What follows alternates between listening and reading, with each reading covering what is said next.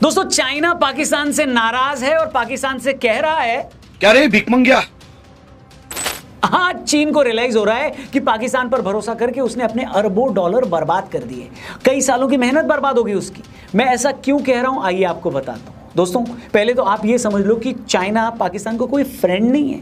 चीन के लिए पाकिस्तान के सिर्फ दो इस्तेमाल हैं। पहला, पाकिस्तान को हथियार देकर लगातार भारत से भिड़ाया जाए ताकि भारत पाकिस्तान में उलझ कर अपनी प्रोग्रेस न कर पाए, तरक्की न कर पाए। दूसरा, चाइना CPEC यानी चाइना पाकिस्तान इकोनॉमिक कॉरिडोर के बहाने पाकिस्तान को दोनों हाथों से लूट सके। जी हां, भारत से 3 दिन की लड़ाई में पाकिस्तान ने चीनी हथियारों के बावजूद अपनी जो बेइज्जती कराई है वो बहुत छोटी बात है। लेकिन चाइना को असली गुस्सा इस बात का है कि 10 सालों में $27 बिलियन लगाने के बावजूद आज भी उसे CPEC प्रोजेक्ट से ढेले भर का फायदा नहीं हुआ। इस प्रोजेक्ट के चलते आज तक दर्जनों चीनी इंजीनियर्स बलूचिस्तान लिबरेशन आर्मी के हाथों मारे जा चुके।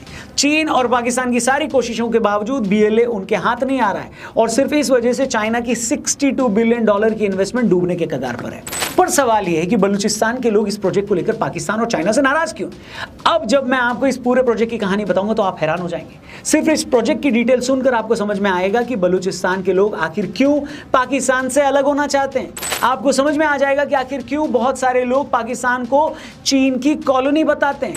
आपको यह भी समझ में आ जाएगा कि किस तरह पाकिस्तान चलाने वालों ने अपना पूरा का पूरा देश ही चाइना के कदमों में गिरवी रख दिया है। और अगर आप ये सोचें कि रौनक भाई, इस प्रोजेक्ट से हमें क्या लेना देना है, भारत का क्या लेना देना, पाकिस्तान और चीन जो करना है करें, हमें क्या। अगर आप ऐसा सोच रहे हैं तो बहुत बड़ी गलती कर रहे हैं। मैं क्यों ऐसा कह रहा हूं ये भी आपको बताऊंगा और ये भी समझाऊंगा कि आखिर क्यों 10 सालों बाद भी ये प्रोजेक्ट पूरा नहीं हो पा रहा है। क्या रीजन है कि चाइना आज पाकिस्तान से इतना नाराज है कि वो कुछ भी कर सकता है। लेकिन उससे पहले कि मैं आपको इस प्रोजेक्ट की बैलेंस शीट समझाऊं, पहले आपके फायदे की बात बता देता हूं। T20 लीग चल रहा है, कुछ ही मैचेस बाकी हैं। टाइम है अपना प्रॉफिट बनाने का। एक असली क्रिकेट फैन हमेशा हर मैच को स्टडी करता है और अपनी स्ट्रैटेजी बनाता है कि कैसे वो अपने स्किल से प्रॉफिट बना पाए। स्पोर्ट्सबाजी यहां आपके लिए ये काम आसान करता है। इस ऐप पर आपको लाइव मार्केट्स में खेलना है। जैसे आज मैच है लखनऊ वर्सेस बेंगलुरु। इस सीजन कोहली और उनकी टीम बढ़िया कर रही है, टॉप 4 में पहुंच भी चुकी है। रीसेंट फॉर्म भी अच्छा चल रहा है। जैसे यहां एक स्टेटमेंट है कि लखनऊ ये T20 मैच बेंगलुरु से जीत सकती है।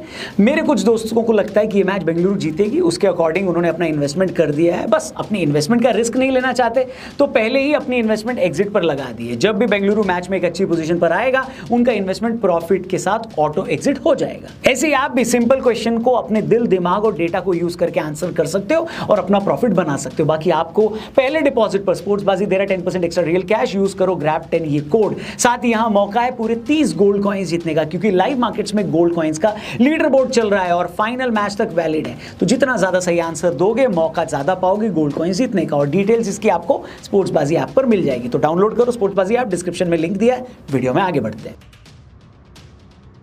दोस्तों, इंडियन ओशन और पैसिफिक ओशन में एक जगह है मलक्का स्ट्रेट। ये वो जगह है जहां से होकर चीन का यूरोप और मिडिल ईस्ट दुनिया से ज्यादातर देशों से माल आता जाता है। लेकिन चीन को हमेशा इस बात का डर लगा रहता है कि अगर किसी वजह से ये चोक पॉइंट बंद हो गया तो उसकी इकोनॉमी बर्बाद हो सकती है। दूसरी बात, यूरोप और मिडिल ईस्ट से होकर जब ये सामान मलक्का स्ट्रेट से होते हुए साउथ चाइना तक आता है तो उसे हजारों किलोमीटर का सफर तय करना पड़ता है, जिसमें टाइम काफी लगता है, खर्चा भी होता है। इसलिए चाइना हमेशा से एक ऑल्टरनेट रूट की तलाश में था। इसी आइडिया के चलते चीन आज दुनिया भर में बेल्ट एंड रोड इनिशिएटिव चलाकर कई देशों में सड़कें बनवाकर वहां से कनेक्ट हो रहा है। और तभी साल 2000 में उसके दिमाग में ग्वादर पोर्ट का यह आइडिया आया। चाइना को लगा अगर बलूचिस्तान की समुद्री सीमा के पास ग्वादर पोर्ट बना दिया जाए और ग्वादर पोर्ट तक चाइना से सीधी सड़क बन जाएगी तो उसकी बहुत बड़ी प्रॉब्लम सॉल्व हो जाएगी। इस तरह उसके जहाजों को हर बार मलक्का स्ट्रेट से होकर नहीं आना पड़ेगा और उसी पोर्ट के जरिए वो बाकी दुनिया से बहुत कम खर्चे पर ट्रेड कर लेगा। बस इसी आइडिया के साथ साल 2002 में पाकिस्तान और चाइना ने मिलकर ग्वादर अथॉरिटी बनाई। 2005 में इसका पहला फेज बनकर रेडी हो गया। पहले फेज को पूरा करने में $250 मिलियन का खर्चा आया, लेकिन इसमें भिखारी पाकिस्तान ने सिर्फ $50 मिलियन दिए। उस वक्त वहां कंस्ट्रक्शन करने के लिए आसपास की बहुत सारी जमीनें एक्वायर की गई। लोकल बलूचों को बिना किसी मुआवजे और बिना उनको घर दिए वहां से भगा दिया गया, उनकी जमीनों पर कब्जा कर लिया गया। और तो और इस प्रोजेक्ट से पहले लोकल बलूच लोग वहां की समुद्री सीमा पर फिशिंग भी करते थे। समुद्र से लगने वाली बलूचिस्तान की 700 किलोमीटर की सीमा को सील कर दिया गया। एक तरह से वहां आर्मी के चेक पोस्ट बना दिए गए और लोकल लोगों को वहां आने से रोक दिया गया। लेकिन लोगों को उस वक्त गुस्सा आया जब उन्हें यह पता चला कि चाइनीज वेसल्स को वहां फिशिंग करने की परमिशन दे दी गई है। Pakistan, in the name of Islam, occupied Balochistan in the name of brotherhood and religion. They took over the resources of Balochistan. दोस्तों एक बात समझ लीजिए, किसी भी जगह लोकल लोग अपने ही देश के खिलाफ एकदम से नहीं हो जाते। बलूचिस्तान के लोगों में पाकिस्तानी हुकूमत को लेकर गुस्सा तो हमेशा से था, लेकिन उन्हें उम्मीद थी कि ये लोग आज नहीं तो कल सुधर जाएंगे, इंसाफ करेंगे इनके साथ। लेकिन ग्वादर पोर्ट बनाने और CPEC प्रोजेक्ट आने के बाद इनके ऊपर जुल्म की इंतहा हो गई। पहले इनसे इनके घर छीने गए, फिर इन्हें अपने ही समुद्र में मछली पकड़ने से रोका गया। प्रोजेक्ट के पास इनकी जमीनों पर चीनी इंजीनियर्स को लाकर बसाया गया, उन्हें टैक्स रिबेट तक दी गई। और यही वो टाइम था जब BLA अपनी लड़ाई में बहुत एग्रेसिव हो गया। BLA के लोग अपने हक की लड़ाई में किसी भी हद तक जाने को तैयार थे। साल 2010 में असलम बलोच ने अपने बेटे को फिदाइन बनाकर चीनी इंजीनियर से भरी एक बस पर हमला करवा दिया। कई चीनी इंजीनियर्स उस हमले में जख्मी भी हो गए। चाइना को उस वक्त तक यह समझ में आ चुका था कि यह CPEC प्रोजेक्ट उसके लिए आसान नहीं है, क्योंकि इस प्रोजेक्ट का 500 किलोमीटर तक का हिस्सा बलूचिस्तान से होकर गुजरता है और बलूचिस्तान के हालात पाकिस्तानी फौज के बाहर थे कंट्रोल से। पाकिस्तान ने इन बलूच लड़ाकों को कंट्रोल करने के लिए अपने 15,000 फौजी इस एरिया में तैनात किए, स्पेशल ऑपरेशंस चलाए, लेकिन कुछ नहीं हुआ। फिर एक टाइम आया जब चाइना ने खुद आगे आकर इन बलूच विद्रोहियों से बात की, पैसे भी देने की पेशकश की, मगर बलूचों ने साफ मना कर दिया कि हम अपने हक के लिए लड़ रहे हैं, हम उन 20,000 लोगों के लिए लड़ रहे हैं जिन्हें पाक फौज ने गायब कर दिया है। हमें तुमसे कोई डील नहीं करनी, कोई समझौता नहीं करना है, हमें सिर्फ अपनी जमीन चाहिए। And they're continuing their brutality in Balochistan with the support and aid of China. That is why they are attacking the Chinese. लेकिन चाइना तो चाइना है, चाइना को सिर्फ अपना स्वार्थ दिखता है। वो जब अपने देश के लोगों की नहीं सुनता, अपने खुद के देश में उनकी डेमोक्रेसी नहीं है, उसने खुद तिब्बत जैसे एक बड़े देश पर कब्जा करके उसे अपना स्टेट बना रखा है, उसे फिर दूसरे देश के लोगों की कहां परवाह थी। चाइना को यह समझ में आ रहा था वैसे कि अगर ग्वादर पोर्ट बन गया तो उसका मिडिल ईस्ट और यूरोप से ट्रेड आसान हो जाएगा, क्योंकि ग्वादर पोर्ट से ही स्ट्रेट ऑफ हॉर्मुज का डिस्टेंस सिर्फ 400 किलोमीटर है। यह जगह पूरे दुनिया की ऑयल ट्रेड का हब है। इसी रूट से हर हफ्ते कई मिलियन बैरल ऑयल यहां से चाइना जाता है। अभी उसे पूरे इंडियन और पैसिफिक ओशन से होकर साउथ चाइना तक जाना पड़ता है। उसकी प्लानिंग यही है कि CPEC प्रोजेक्ट पूरा होने के बाद वो ग्वादर पोर्ट से ही ये माल सीधे चाइना तक बहुत कम दिनों में ले जाएगा। चाइना ने ये सब सोचकर ही वहां पर $62 बिलियन लगाने की सोची थी। इस पूरे प्रोजेक्ट से सिर्फ चाइना को नहीं, पाकिस्तान को भी भारी फायदा होता है। इस प्रोजेक्ट के बदले चाइना पाकिस्तान में 1726 किलोमीटर की railway line, modern highways, power plants और 820 किलोमीटर तक फाइबर केबल बिछाता। रिपोर्ट्स बताती हैं कि 2013 से 17 तक चाइना ने पाकिस्तान में इस तरह के 71 प्रोजेक्ट्स में $27 बिलियन खर्च कर दिए। इसलिए अपने इतने इंजीनियर्स मरवाने और बलूचियों के इतने विरोध के बावजूद चाइना पीछे हटने को तैयार नहीं था। ऊपर से चाइना के दिमाग में हमेशा ये बात रही है कि एक बार ग्वादर पोर्ट तैयार हो गया, यहां से उसका ट्रेड होने लगा, तो चुपचाप यहां पर अपनी नेवी की डिप्लॉयमेंट भी कर देगा और ऐसा करके वो भारत के ऊपर एक प्रेशर भी बना लेगा। मगर ये सब होने के रास्ते में बस एक ही चुनौती थी, वो थे बलूच रेबल्स, जो अब भी पाकिस्तान और चीन के हाथ में नहीं आ रहे। बलूचिस्तान लिबरेशन आर्मी के लोग लगातार चीनी इंजीनियर्स और पाक फौज को टारगेट कर रहे हैं। 2018 में इन्होंने चीनी इंजीनियरों को ले जा रही एक गाड़ी पर अटैक कर दिया। ये इंजीनियर्स वहां के गोल्ड माइन प्रोजेक्ट में काम कर रहे थे। इसके कुछ ही महीने बाद कुछ बलूच लड़ाके हथियार लेकर चाइनीज कॉन्सुलेट में भी घुस गए। 2022 में एक बलूच महिला ने यूनिवर्सिटी ऑफ कराची के बाहर खुद को उड़ा दिया। उनके इस अटैक में 3 चाइनीज प्रोफेसर मारे गए। 2024 में कॉन्वॉय पर हमला करके 6 लोगों की जान ले ली गई। मरने वालों में 5 चीनी इंजीनियर्स थे। अक्टूबर 2024 कराची में एक धमाके में 2 चीनी मारे गए, तब BLA ने इसकी रिस्पॉन्सिबिलिटी भी ली।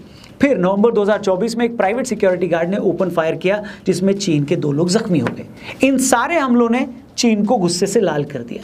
चाइना ने पहली बार पाकिस्तान को तब खुलकर धमकी दी थी कि अब फर्दर कोई भी इन्वेस्टमेंट तभी हो पाएगी जब इन इलाकों में शांति होगी, हमारे लोगों को सिक्योरिटी मिलेगी और मीडिया में इस प्रोजेक्ट को लेकर पॉजिटिव माहौल बनेगा, तभी हम यहां पर इन्वेस्ट करेंगे। ये चाइना ने पाकिस्तान को बोला। आपको बता दें, चाइना इन हमलों से इतना फ्रस्ट्रेट हो गया कि उसने अपनी सिक्योरिटी एजेंसियों के लोगों को पाकिस्तान में तैनात कर दिया। बलूच लड़ाकों से डील करने के लिए उसने पाकिस्तान के साथ खुफिया इंटेलिजेंस शेयर की, फेस डिटेक्शन टेक्निक भी शेयर की। फिर 2024 में कुछ ऐसा हुआ कि उसने पूरे पाकिस्तान को हिला कर रख दिया। पाकिस्तान के अंग्रेजी अखबार बिजनेस रिकॉर्डर में एक खबर छपी कि चीन ने पाकिस्तान को साफ बोल दिया है कि इन बलूच लड़ाकों के खिलाफ ऑल आउट वॉर छेड़कर इनका सफाया कर दिया जाए। मगर कुछ ही टाइम के बाद यह खबर अखबार की साइट से गायब हो गई। खबर के सामने आने के बाद पब्लिक नाराज हो गई। पाकिस्तान के कुछ इंटेलेक्चुअल्स ने भी इसको मुद्दा बनाया और ये वही टाइम था जब दुनिया को पता लगा कि पाकिस्तान में इंटेलेक्चुअल्स भी हैं। अबे साले। मगर चाइना और पाकिस्तान की पूरी ताकत के बावजूद ये बलूच लड़ाके इनके कंट्रोल में नहीं आ पा रहे। कहने को तो इनकी तादाद सिर्फ 1500 के आसपास है, लेकिन बलूचिस्तान में जिस तरह का मडी और पहाड़ी टेरेन है, उससे इन लोगों को ऑपरेट करने में आसानी होती है। ये हमला करके कहीं भी छिप जाते हैं। दूसरी बात, पाकिस्तान की सालों की दहशतगर्दी ने आज पढ़े लिखे बलूच नौजवानों को, यंगस्टर्स को भी मजबूर कर दिया है कि वो भी इस लड़ाई में कूद पड़े। ये पढ़े लिखे बलूच नौजवान भी पाकिस्तान के लिए बड़ा सिरदर्द है। ये टेक्नोलॉजी को अच्छे से समझते हैं, इनमें लड़ने का जज्बा ज़बरदस्त है और ये अपनी लड़ाई के मकसद को लेकर पूरी तरह कन्विंस्ड हैं। यही कारण है कि अगर लड़ाई में कुछ लोग मारे भी जाते हैं तो उनकी जगह लेने के लिए फ़ौरन कुछ और लोग तैयार हो जाते हैं। ऊपर से पहले बलूचिस्तान में सिर्फ बलूच फाइटर्स ही थे। कुछ वक्त से तहरीक तालिबान भी यहाँ एक्टिव है, वो भी बलूचों के साथ मिलकर पाक फौज को ठोक रही है। तभी पाकिस्तान और चाइना की कोशिश है कि तालिबान को भी इस CPEC प्रोजेक्ट का हिस्सा बनाया जाए और हाल ही में चाइना ने तालिबान को भी इस प्रोजेक्ट से जोड़ लिया है। लेकिन इस बात की गारंटी कोई नहीं ले सकता कि तालिबान के इस प्रोजेक्ट से जुड़ने के बावजूद तहरीक तालिबान, जो कि पाकिस्तानी हुकूमत से खैबर पख्तूनख्वा में लड़ रहा है, वो अपनी लड़ाई रोक देगा। पाकिस्तान और चाइना ने लाख कोशिश करके देख लिया है कि बलूची लड़ाकों को खरीदा नहीं जा सकता। उधर बलूच लड़ाके साफ कर चुके हैं कि उन्हें आज़ादी से कम कुछ भी नहीं चाहिए। मगर सवाल यह है कि अगर बलूचियों ने हमले बंद नहीं किए तो चीन के 5.25 लाख करोड़ यानी $62 बिलियन के प्रोजेक्ट का क्या होगा? ऐसा हुआ तो न तो वो ग्वादर पोर्ट ऑपरेट कर पाएगा और न ही CPEC प्रोजेक्ट पूरा कर पाएगा। और चाइना अगर इन प्रोजेक्ट्स का फायदा नहीं उठा पाया तो वो पाकिस्तान में अपने सारे इंफ्रास्ट्रक्चर के प्रोजेक्ट्स को रोक देगा। लेकिन ग्वादर प्रोजेक्ट के फेल होने की बात सोच सोच कर ही चाइना को घबराहट होती है। पैसा तो है ही, लेकिन इस प्रोजेक्ट के जरिए उसे जो नया ट्रेड रूट मिलना है शायद वो भी ना मिले। इस पोर्ट के जरिए अरब सागर में उसे जो अपनी नेवल प्रेजेंस बढ़ानी है शायद वो ना बढ़ा पाए। उधर बलूच लड़ाकों ने तो भारत को पाकिस्तान के साथ लड़ाई के टाइम ही बोला था कि आप पाकिस्तान को ठोको, फिर हम इन्हें वेस्टर्न फ्रंट पर ठोकेंगे। कुल मिलाकर अगर बलूच लड़ाई बलूचिस्तान में कमजोर पड़ती है तो न सिर्फ चाइना और पाकिस्तान मजबूत होंगे बल्कि ग्वादर में चीन की फौज आने से भारत की सिक्योरिटी को भी खतरा हो सकता है, ऐसा एक्सपर्ट्स बोल रहे हैं। इसलिए मैंने शुरू में कहा था कि ये लड़ाई सिर्फ बलूचियों की लड़ाई नहीं है, ये वॉर कहीं ना कहीं भारत की सिक्योरिटी और भारत की इंटीग्रिटी की लड़ाई भी है।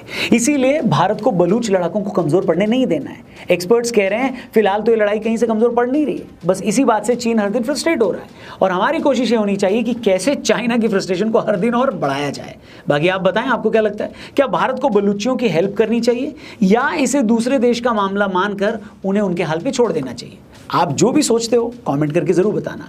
वीडियो अच्छी लगी हो इसे अपने दोस्तों से जरूर शेयर करना। चैनल को सब्सक्राइब करके जाने से पहले डिस्क्रिप्शन में स्पोर्ट्स बाजी का लिंक दिया है, उसको भी जरूर डाउनलोड करना। Thank you for watching. जल्दी मिलते हैं। जय हिंद, वंदे मातरम।